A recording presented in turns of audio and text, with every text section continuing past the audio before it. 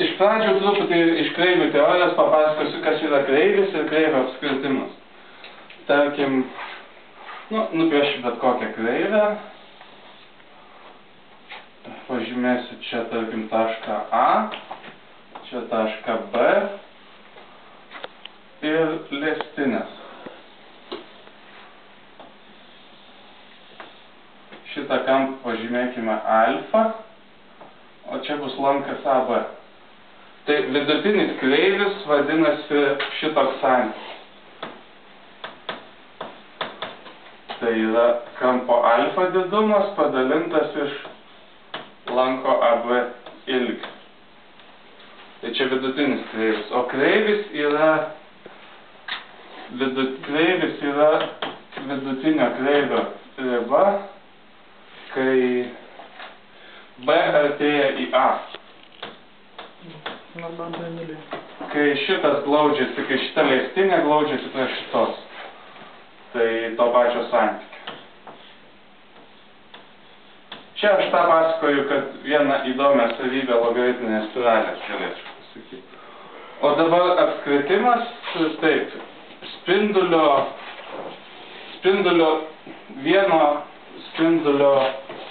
vienas iš K apskritimas, besiliečiantis su tuo tašku, vadinamas kreivio apskritimu. O jo centras kreivio centru tame taške. Iš šitų kreivio centrų galima suformuoti dar kitą kreivę kažkokią. Ta kita kreivė vadinasi evolutė, šitos duotos kreivės evolutė. Čia paprasta kreivių teorija, čia šitas yra netgi Pekarsko knygoje. O dabar apie logaritminę spiralę. Logaritminė spiralė užrašoma dažniausiai vien tik poline lygtim, nes algebrinės lygties ten užrašyti sudėtinga, bet polinė lygtis yra pakankamai paprasta. Rho lygu A padauginta iš E, B, Phi, A, B, realios teigiamos konstantos. Taip, o kaip neatrodo, pabandysiu nupiešti, čia reikia šiek tiek tikslumo. Čia polius nupiešyti, ne.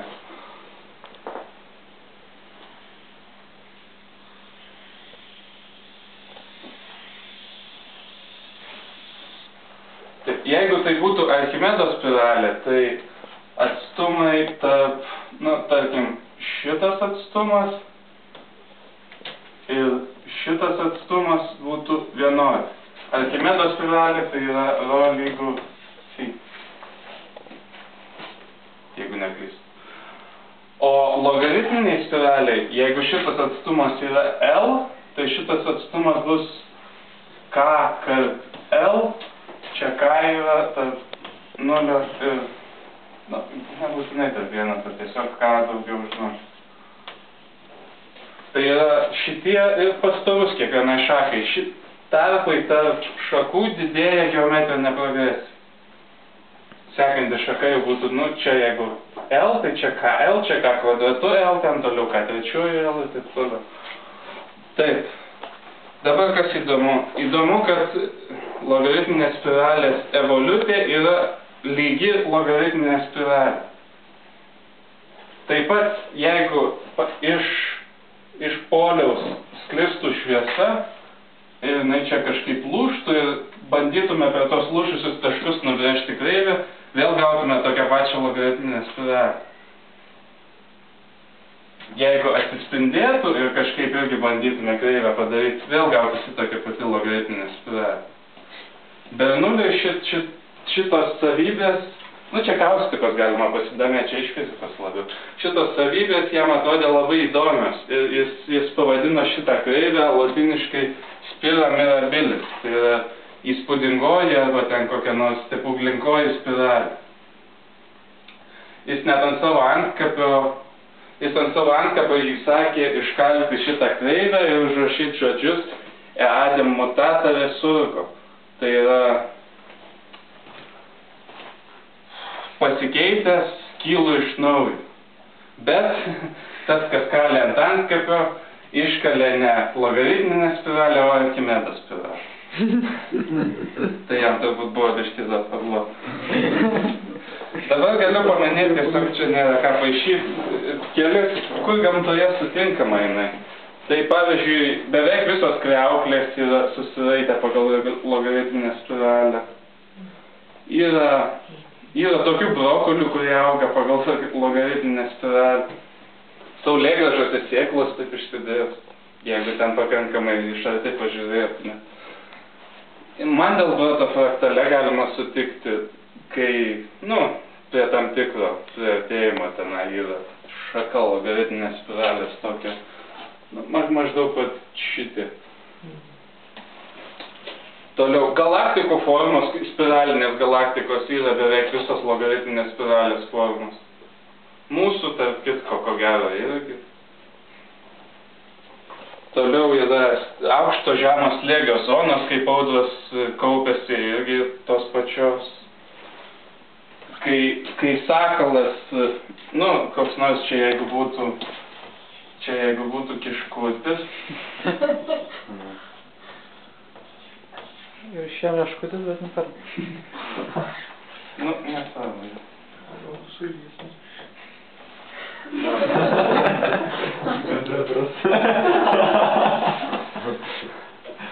Ir čia jeigu skrenda sakalas ir jis nori tą kiškutį suvalgyti, tai jis leidžiasi prie jo logaritminės spiralės šakelę. Argi nenustabu. Tarp kitko, vabzdžiai, žinot, kaip yra naktį šviečia vasarą kokią nors lempą ir vabzdžiai bando taip vis priskrist aplinkui, tai ten tyrimais irgi atrodo, kad tas jų toks skraidimas, nes jie neskrenda tiesiai prie šviesos, o taip iš aplinkui, taip irgi logaritminės spiralės formos. Ir taip pat nervai akies ragenoje yra logaritminės spiralės. Galbūt dar ką nors surasčiau daugiau, bet neieškoju.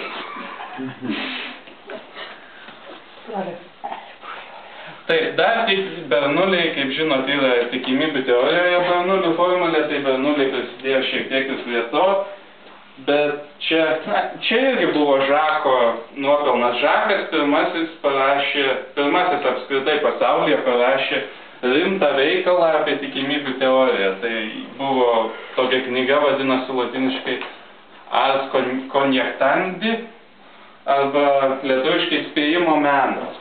Kažkiek prieš tai Heigensas bandė žiūrėti tenai, bet pirmas rimtas, ten kur surinkta buvo viskas, kas žinoma, dar papildyta, pridėta, tai buvo būtent Žako Bernoullių.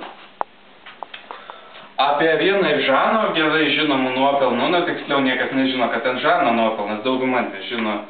Tai galima pakalbėti apie tokią tikrai gerai jums žinomą L'Hopitalio taisyklę, kurią atrado visai ne L'Hopitalio. Kaip minėjau, Bernoullių tėvas jiem buvo parinkęs profesijas visai nepanašias į matematiko ir to pasiekoje jie, aišku, su juo susipyko ir jiem trūko pinigų. Tai Žanas važinėjo po Prancūziją ir mokė norinčius matematikos. Ir vienas iš jo mokinių buvo toks, didikas tam tikras, bet nelabai ten aukštos rūšies, markizas L'Hopitalis. Jis pamokė L'Hopitalį Leibnico naujos tos teorijos, naujos matematinės analizės. Reikia pažymėti, kad L'Hopitalis nebuvo visiškai pulkas, jis paskui išleido kelias tikrai neblogas knygas, kuriom rėmėsi mokant matematikos beveik 100 metų, bet jis praktiškai nepadarė nieko naujo. Jis tai gražiai surinko, gražiai surašė, bet čia nuopelnas irgi yra nemažas, tam tikrą prasme. Taip, bet L'Hopitalio taisyklė, kaip žinot, yra palygint paprasta, taip ribom skaičiuoti. Originalioje formoje jinai buvo tokia, dar tuo metu nerašė su begaliniu. Negalėjo būti begalybė, bet žinom, galioja.